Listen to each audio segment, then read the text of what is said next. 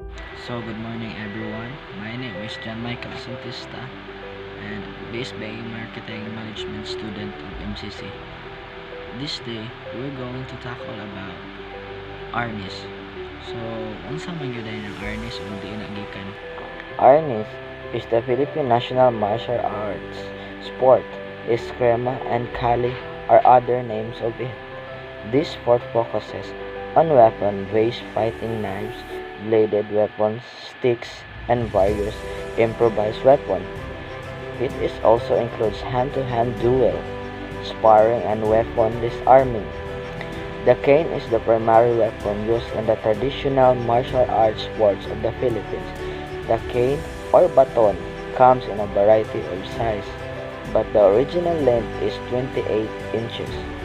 The cane is used in sport is also regarded wholly by arnisadores practitioners, which is why the cane is smacked on the sparring partner's hand or forearm. In the practitioner's minds, this sport is known as the defensive sport. Philippines also well known for the blade culture and which inspired to this martial arts. So, mao to siya kanina. Kani daw ang arnis kay gamit gid kaayo sa ato ang mga Pilipino kay tradisyon no. Gikan pa ni sa ato mga katigulangan o mga native Filipinos. So, ani ang picture na makita. Arnis was created by the Philippines native tribes. So, mga katiguangan yun nagpasimula na during late decades now, and who installed a variety of weapons for fighting and self-defense. Para daw sa ato ang self-defense, ang nakanindot ani kay originated na siya sa ato ang country. Example na siya, rattan swords or rattan, daggers, and spear were all used in Kali. Kali mo na siya other word sa arnis. As well as simple influence weapon and knives and forks. Ferdinand Magellan's armor was destroyed by a Filipino peoples. So kato daw ang pag-away nila ni Ferdinand Magellan, ang naka-destroy daw ato kay usasad ka Filipino person or individual na nag-fight nila na buak. Nature of Arnis. Arnis is a martial art that uses weapon disarmament in hand-to-hand combat fighting and weapon-based combat to protect you from attacks. So, mo na siya kanang ang nature niya kay gamit bigay siya sa atong kaugalingon kay silbi mo ram siya self-defense nimo. For example, dala ka may kalibutan ng mga tao, kahoy, wooden stick, but what's ka ba ang say benefits o gamit ani unsa ka simple but terrible when we use. Furthermore, in addition to homemade weapons, the fighting style incorporates the usage of bladed weapons and stick. Kabaw na ta nga ang arnis is a national martial art. Eskrima and Kali are two more names for it. Mo na siya duha ang tawag para niya, Eskrima or Kali. This sport focuses on weapon-based combat, which includes also the knife. Parehas akong ingon kaniya. Gamit siya og stick, other improvised na weapon foods. Kinahanglan po siya og nasa kay lesson, learning sa mga techniques. Saan pagunit, pag hapak, o kung saan pag bawi og sandata para mapildi nimo ang kontra. When Remy Presas taught his particular style to several public and private school teacher in 1969, Arnis was first introduced to them. Sumato katong nisod ang usa ka maestro sa PE mo nangalan ang siya si Remy Presas. Mo yung gitudlo sa mga estudyante ang Arnis pwede mahimong pagtulunan, pwede mo sa mga skills mo to so na sa private school o mga public school pa ano makapana na po as a Filipino citizen o aging pagsubay po sa mga tigulangan nito Pilipino. Ano ang picture ni Remy Presas sa background and history of Arnis. State combat. also known as Kali, is Crema or Arnis de Mano, involved over many years in the Philippines as its people struggled for independence from foreign invaders.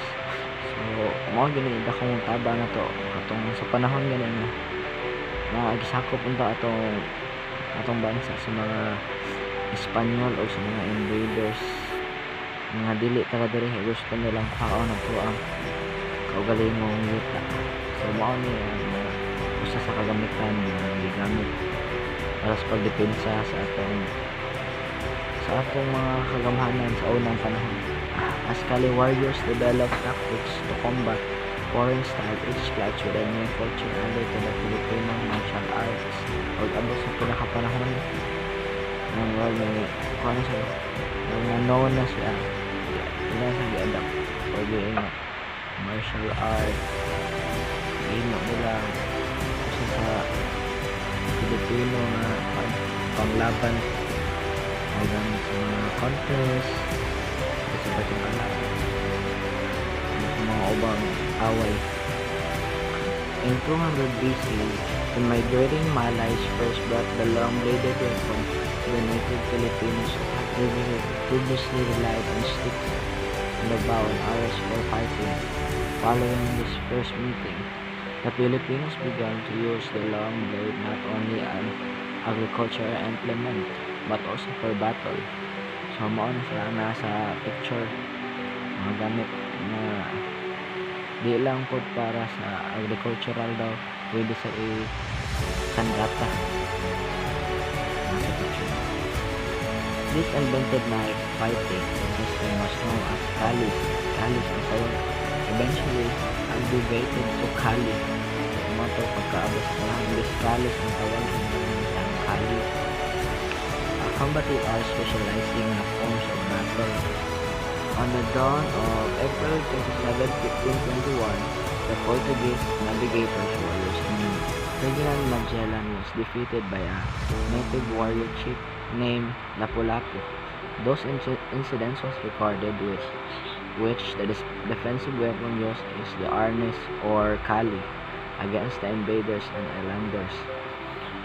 So, mga to kanang na siya kakuan daw na taga Spain mao na noon man kani nga story kana si Magellan o si Lapu-Lapu napildi niya si Magellan sa katong mga kuan ang nahitabo ato ay gamit nga sandata ato usa kay arnis og katong kali chili og ang arnis nato mo ang dako ito siya historical nga mahimo sa to ang nasod against the invaders. As the decade passed on, that history on April 1564, another warriors na po nangyari Spain, gikan sa Spain, whose name Miguel de Legazpi landed on Ambilog Leyte.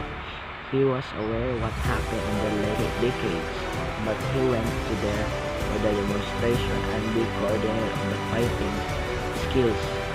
Niadto ra siya para mag-coordinate o makipula-ila sa ato ang mga magamhanan. Ito ba mo siya sa nahitabo sa kanya mga jela hindi na siya gusto of war gusto na sabot sa ato. He went to there for the demonstration and be coordinate of the fighting skills, not to battle and for entertainment only lang. Ito na gamitan pang away para lang i-entertain sa ila. Gihimo o gitudloan na to ang taga Spain para makamausap sila peace naman sa ilang ipinta. He taught them hostile to avoid confrontation and misunderstanding and witness fighting techniques to the old people and demonstrated demonstrate sa ato ang mga native Filipino. Hindi sa una away ang inanggaran ang pagsakot karon amigo na sila ay nakik-alliance para walay gubot as kita di sa tadalo ipang share atong knowledge i-share sa nato sa ila ay this is the one of the most unforgettable history of the all time. Hangtod karon naagyapon eh. So then, in 1967, Arnes Philippines or ARPHI was established with the same objectives as National Arnes Association of the Philippines or NARAPHIL, NARAPHIL. That was formed in the 1975 but suddenly it stopped. So, na-establish po ang ilang kuan. So, no, in this RP, gilisan sa NARAPHIL. Pero nahunong sa pagtaod. RP exists together with a non-governmental organization, PIGSAI or PIGSAI. This organization share a common goal which is to promote, propagate, and regain the popularity of Arnes. Yun mo sila organization or share ang mga basic of mga ibawaan or pala i-promote sa o ipakita kung sa benefits o gamit sa Arnes o diin siya gikan. Sa 9, Arnes became Philippine martial art and sport under by Gloria Macapagal Arroyo and the Republic Act 9850. So nato, nahimo na gud siya martial arts wadto sa panahon ng year 2009. Kung gilagdaan ito ni Gloria Macapagal Arroyo, siya nag-sign or nagpa sa batas ang kumatol na nahimo na yung martial arts ang Arnes sa Pilipinas sa under sa Republic Act 9850. Bitches, they gotta check in with the queen. I'm the alpha, the omega.